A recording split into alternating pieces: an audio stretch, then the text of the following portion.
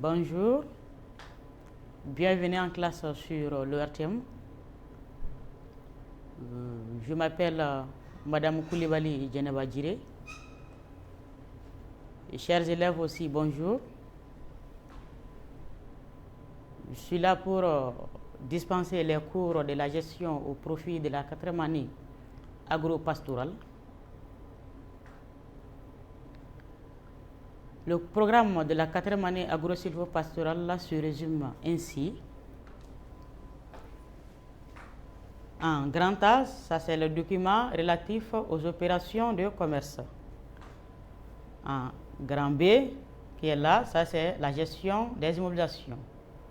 En grand C, ça c'est la gestion financière. Et en grand 2, ça ce sera la gestion des stocks. Aujourd'hui, nous allons commencer avec la partie grand A, qui est le document relatif aux opérations de commerce. Grand 1, définition. Un document commercial est un écrit ou un support relatif aux opérations d'achat et de vente des marchandises en entreprise. En grand 2, le rôle des documents commerciaux. Ils servent de preuve en cas de litige. Il permet aussi de contrôler, il permet le contrôle fiscal qui est les impôts et taxes. Le contrôle économique qui est le respect des prix en vigueur. Et il facilite la gestion comptable qui part de gestion comptable par du bilan d'activité. Grand 3, les différents types de documents commerciaux. En petit 1, nous allons étudier les documents relatifs à l'achat-vente, qui sont entre autres le bon de commande, la facture.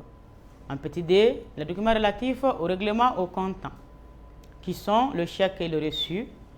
Et petit 3, ça c'est le document relatif au règlement à crédit, la lettre d'échange et les billets à ordre. 1. Les documents relatifs à l'achat-vente. En petit a, ça c'est le bon de commande. Le bon de commande est un document commercial qui, sous une forme simple, permet au client de demander au fournisseur la fourniture de matériel, d'objets ou de services. Le bon de commande comprend deux parties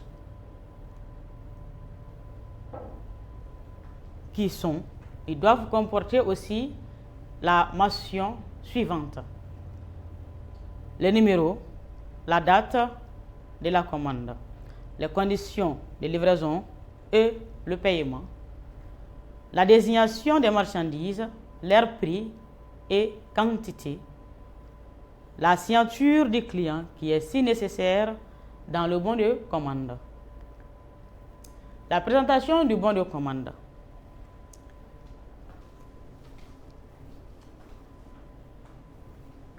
Le bon de commande, comme je suis bien dit, comprend deux parties: l'en-tête et le corps du bon de commande. La partie en-tête qui est là, en haut, il doit figurer le nom, l'adresse du client ainsi que du fournisseur, le numéro et la date de la commande. Ça c'est au milieu.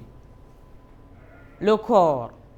Le corps de la commande est divisé en plusieurs colonnes: la référence, la désignation, l'unité, la quantité, le prix unitaire et le montant. En bas, il est signé par le client. N'oublie jamais ça. En petit b, ça c'est la facture.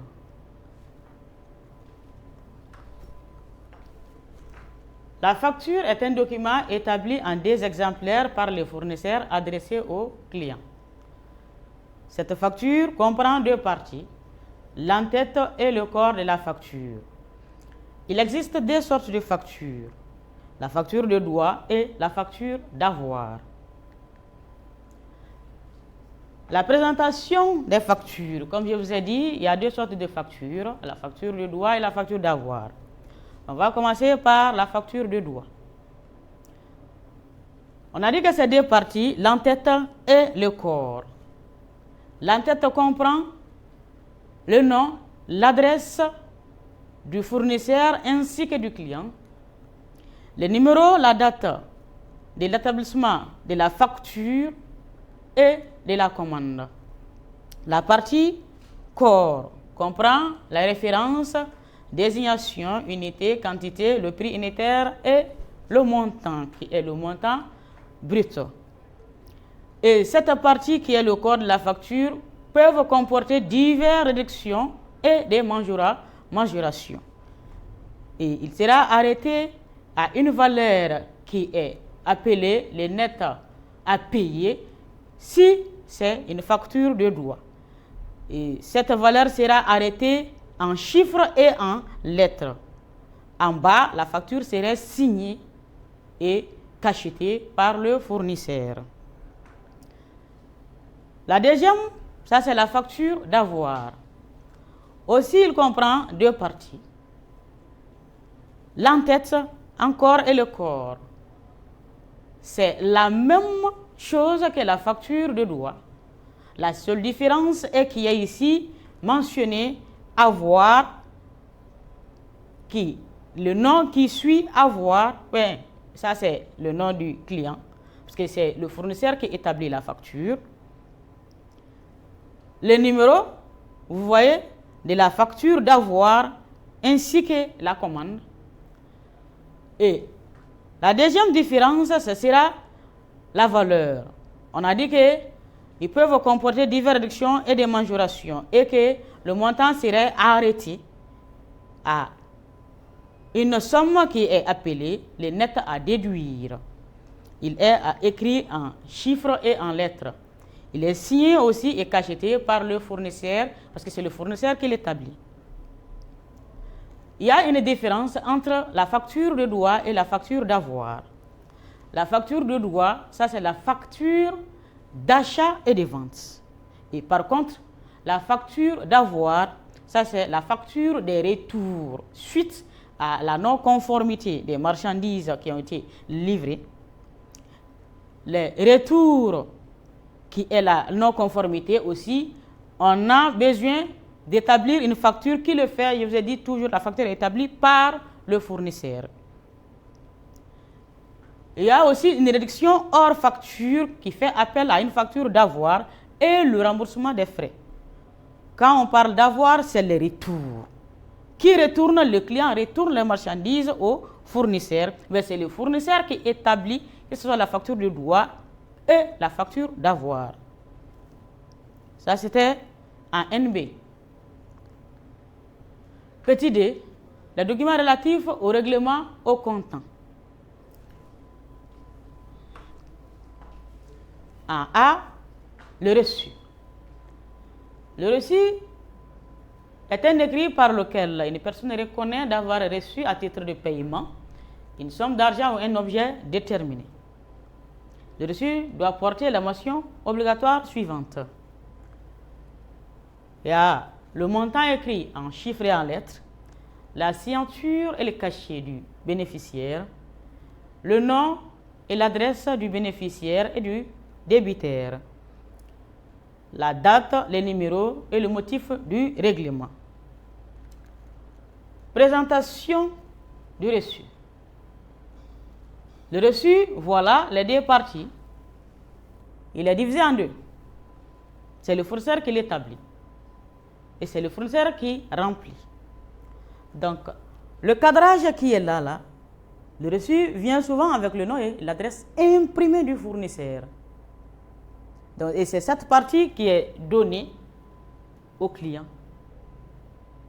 La source reste chez le fournisseur. Il comporte ce que je vous ai dit, le nom, l'adresse ici du client qui s'est reporté ici.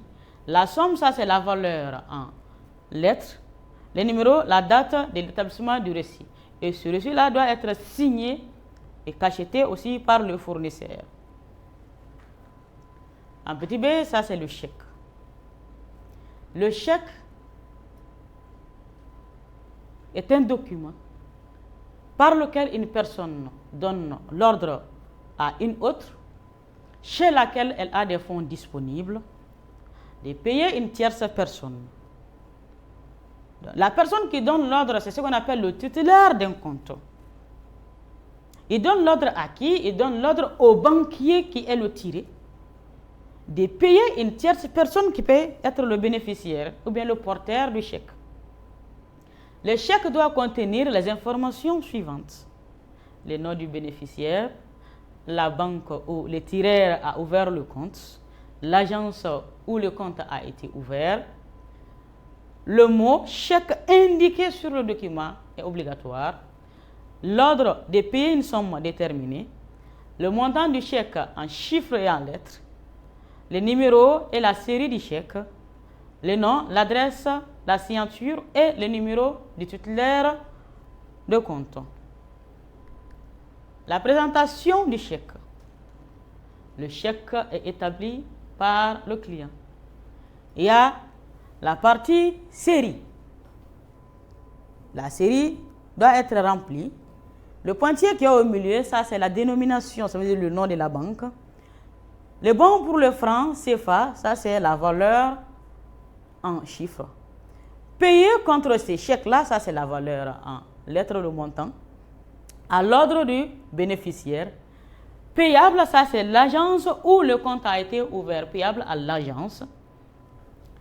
Le chéquier vient avec le nom et l'adresse imprimée du client ici. Il y a le numéro de compte du client, le numéro du chèque, la date. Et pour qu'un chèque soit valable, il faut la signature du tireur qui est le titulaire du compte. En petit 3, les documents relatifs au règlement à crédit, qui sont entre autres la lettre d'échange ou traite et les billets à ordre. Petit a, la lettre d'échange ou traite.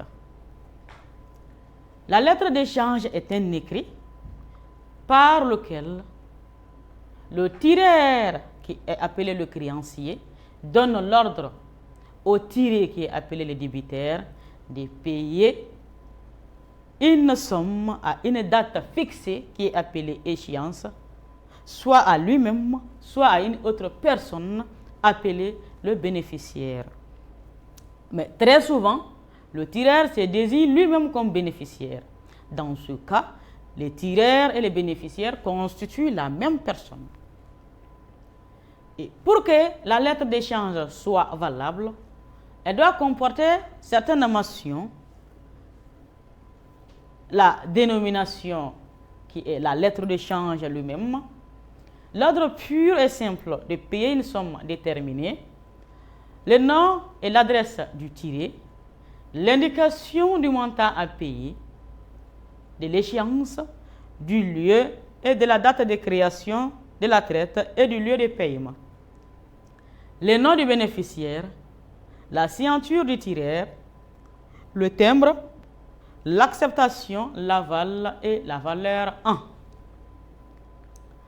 Présentation de la lettre de change. La partie vierge ici, on doit écrire quelque chose dedans. Ça, c'est le nom et l'adresse du tireur. Ça veut dire le créancier. Parce que c'est le créancier qui établit la lettre de change. Le contrôle, on contrôle quoi? On contrôle la valeur de la lettre de change, le montant. Ça c'est le lieu et la date de création de la lettre d'échange. L'échéance, ça c'est le jour du règlement de la lettre d'échange ou traite. BPF, ça c'est le bon pour le franc qui est le montant. La valeur que vous avez contrôlée, c'est cette même valeur qui sera écrite ici. La forme de politesse est là, contre cette lettre d'échange, veuillez payer. À l'ordre 2, ça c'est d'emblée le nom du bénéficiaire qui peut être le tireur lui-même. La somme indiquée ci-dessus, on écrit rien, mais c'est la somme qui est indiquée ci-dessus qui est précisée ici. Valeur 1, la partie valeur 1, ça c'est la monnaie que l'exercice a donnée. Ça peut être en francs CFA, ça peut être en euros ou en dollars. L'acceptation ou aval. Pour que la lettre d'échange soit établie, il faut que le tiré qui est le client accepte. Donc, si le tiré accepte, on écrit le nom du tiré ici. Et on va mettre un petit trait sur la partie aval. Le numéro de la traite ou bien la lettre d'échange. Dans la colonne qui est là, le tiré, on doit mettre le nom, l'adresse complète du tiré. En bas de l'adresse, vous allez écrire la domiciliation qui est la banque même du client, parce que l'adresse va se terminer par le lieu où le client est domicilié, la banque du client. Le lieu où l'adresse doit être payée. Après, la signature du tireur, et ça se termine par le timbre fiscal. En petit b, les billets à ordre.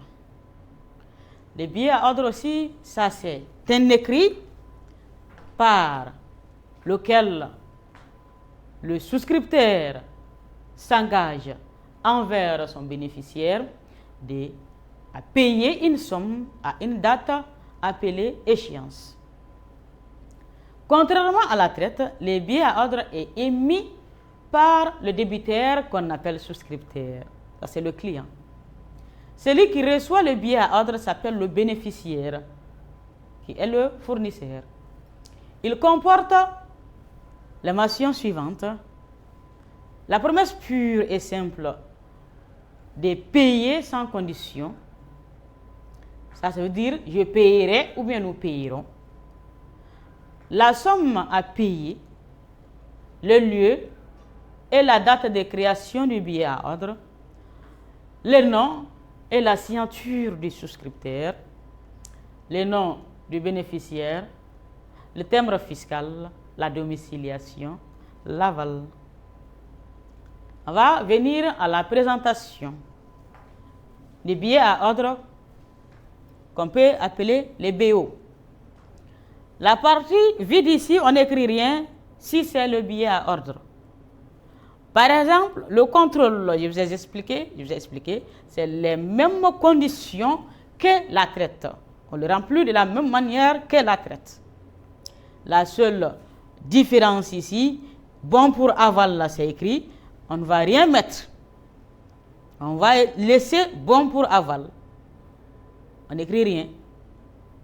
Et deuxième différence, ça c'est la signature qui est là. Et cette signature-là, ça c'est la signature du souscripteur, parce que c'est le souscripteur qui écrit le billet à ordre en s'engageant envers son bénéficiaire.